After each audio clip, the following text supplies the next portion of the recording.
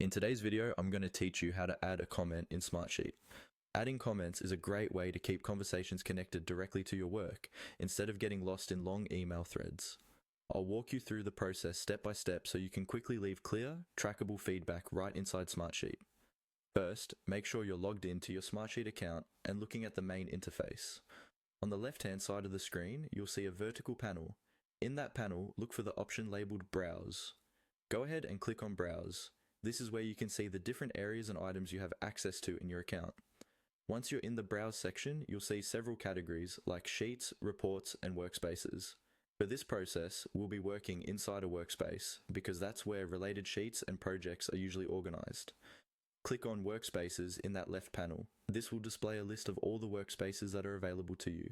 Next, from the list of workspaces, select the one that contains the sheet or item you want to comment on.